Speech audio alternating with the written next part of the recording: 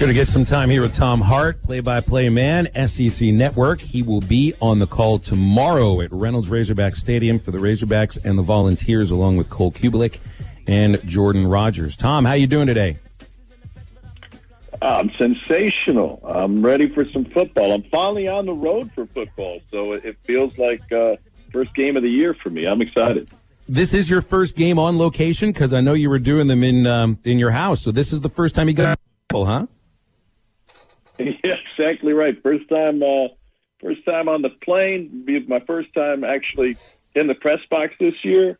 Most importantly, first time to get FaceTime with coaches and to watch a practice and to see my partners. So listen, this is an industry and a world that's in turmoil right now. So I've always appreciated being able to do what they pay me to do, and so I never complained about doing games from home. But the fact of the matter is, it's just more enjoyable to be in the stadium. So I'm really excited to have that chance. So storylines for this game involve two teams that probably will try to establish the run. You've got Tennessee, a team that started poorly last year that finished really hot. Arkansas already has surpassed a lot of people's expectations just with 2 wins and probably should have had a third. I'm expecting a really good football game, very close, and I think the way Sam Pittman put it Wednesday night on his radio show, and we love this sort of term, this is offensive line coach speak, gonna be a slobber knocker, Tom, right? Yeah, that is a great, underrated, and still underused football term. Both teams want to establish the run. I would have told you at the beginning of the season, especially, that Tennessee would have a huge advantage on the offensive line in a slobber knocker game. And they do have NFL caliber players there, but they haven't quite been healthy. They haven't been in sync.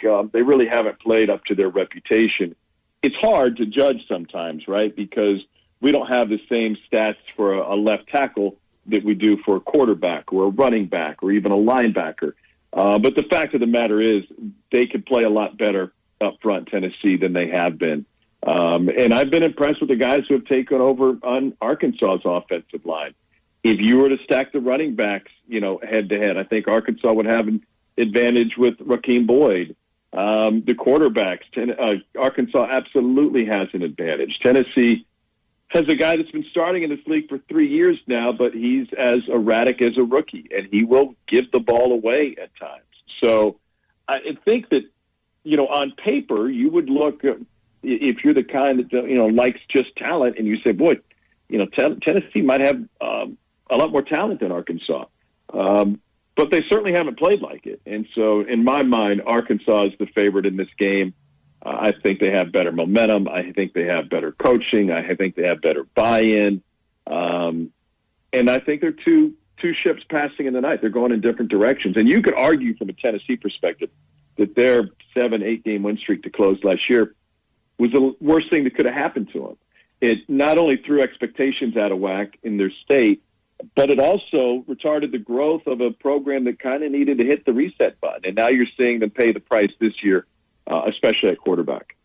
When you paint that picture really well, and you watch the last couple of years of Arkansas, and you think, how could you ever feel confident in a team's ability to win when you never knew what you were going to get out of your quarterback? Tennessee's dealing with that with a guy that's been there now 4 years, and that's why I think we know to establish the run, but Tennessee has the worst conversion rate in the SEC on third down. Arkansas has been pretty good at stopping teams on third down. So for me, for Tennessee, the biggest thing for them is they need to get to like 3rd and 2, 3rd and 3, because if they're consistently 3rd and 7, 3rd and 8, if the game is hinging on Garantano's shoulders in that point, they're playing right into Arkansas's hands.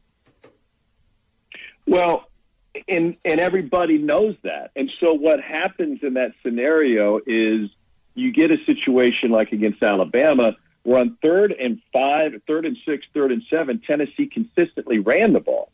So they're showing that they don't have confidence in Garantano in likely passing downs, number one. And then they become predictable, and they're averaging less than 1 yard a carry on 3rd and medium. So that's 3rd and 4 through 6. Less than 1 yard a carry. Now, that's an indictment of their offensive line, first and foremost, but also the play calling. They have run it just as often as they've thrown it on third and medium to third and long. And you look at other creative coaches in this league, mainly Lane Kiffin, who, has embraced advanced analytics and knows the value of going for it on fourth down and knows the value of not punting.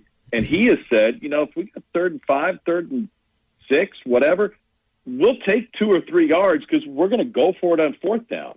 So he becomes a lot less predictable on third down calls, where I think a lot of teams become predictable. It's an interesting study, I think, for Jeremy Pruitt. The thought is that he's got job security, especially with Philip Fulmer as the athletic director at Tennessee, but he's not coaching like a coach with job security. And what I mean by that is they've got a young quarterback, Harrison Bailey, who was a 4 or 5-star guy coming out of Atlanta suburbs. And he very well could and possibly should be getting very important reps right now. But I know Jeremy Pruitt looks at this Arkansas game as a winnable game. And so in his last 2 games, he's kind of tied his own hands. You didn't want to play the young kid against Alabama because, he could get his head knocked off and his confidence shaken. And you're not sure you want to play him against Arkansas because you feel like you have a chance to win the game. Well, if that's the case, when are you going to play him? They have one game in which they'll be favored the rest of the season. That's Vanderbilt. By the time you get there, it's too late. And I don't know the difference for a guy with job security like Jeremy Pruitt. What's the difference between 2-8 versus 3-7 versus 4-6? I don't think there's any difference. You're really playing to get better for next year at this point, and they haven't allowed themselves to do that. Speaking to Tom Hart of the SEC Network here on Halftime. Tom, when you look at the matchup last week with Arkansas and Texas A&M, and A&M just torched the Arkansas defense, and we've talked a lot this week. I mean, did Arkansas – obviously they struggled, but is that a byproduct of losing Catalon with the targeting disqualification? So I'm just curious from your point of view, do you think A&M found a crack in the Arkansas defense, or do you think they'll rebound this week defensively with Catalon back in the fold? I think Catalon is one of the most valuable pieces in any defense in the SEC, and so losing him, absolutely a big blow. Weidermeyer is a good tight end, but he shouldn't have been running free like that. And I think the guys in the secondary got locked up a little bit. The stage was probably a little bit big. Nobody, and you guys saw it, nobody in college football has a bigger crowd this year than Texas A&M, right, wrong, or indifferent to the pandemic. They're packing people in there, and that's always been a big stage, and now it's one of the biggest stages in college football, even though half the stadium is empty.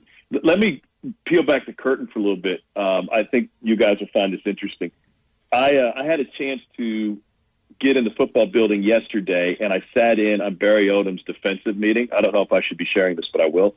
And I was simply amazed. I mean, first of all, I've been a Barry Odom fan for a long time. I think he does a fantastic job. That's obvious this year. But when his defensive meeting was over, and we'll talk about this on the broadcast on Saturday, the defensive back stayed behind. And the person leading that meeting and watching film and pointing out Tennessee's tendencies was Catalon. It wasn't a coach. It wasn't a coordinator.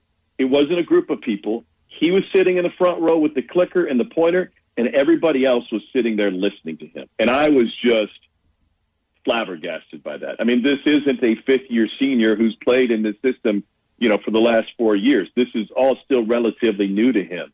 But that, to me, emphasized his importance, which I think is just as important as Bumper Pool or Grant Morgan and the guys that I think get a lot of attention on this defense.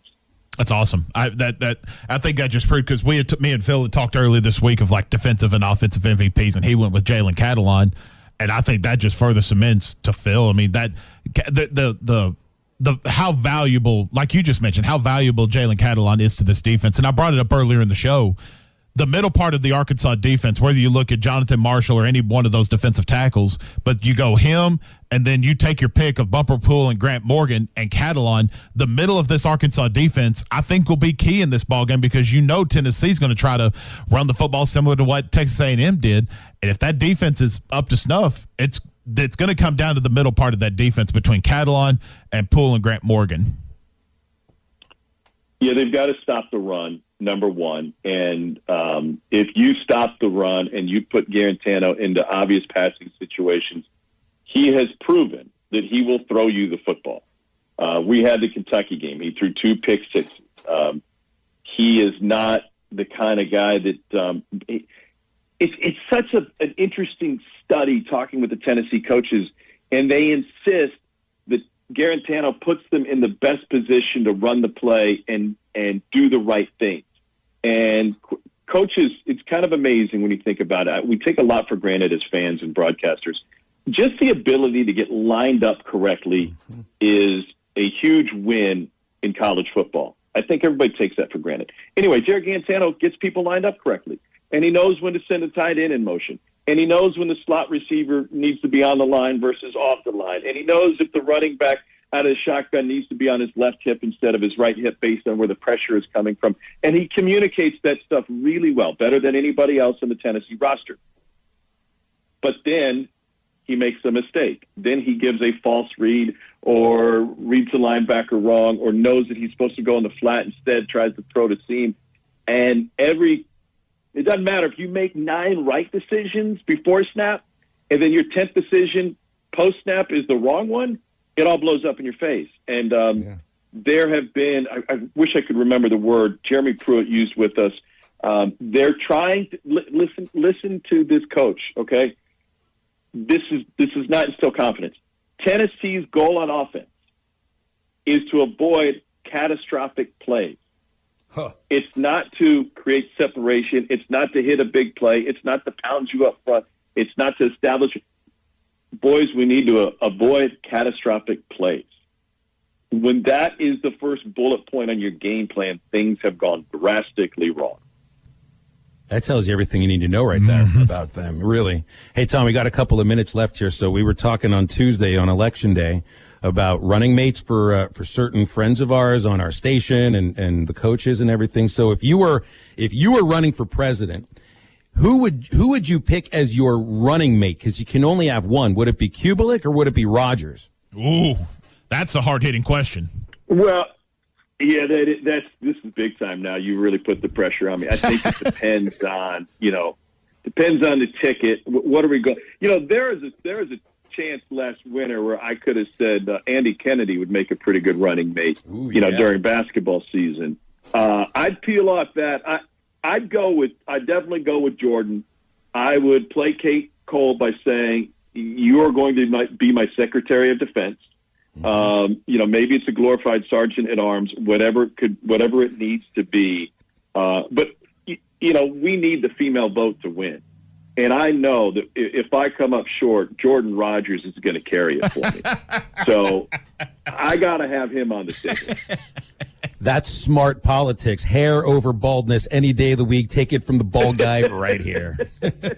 Tom, thanks for your time, man. Have a great call. We'll be watching. Thanks, Tom.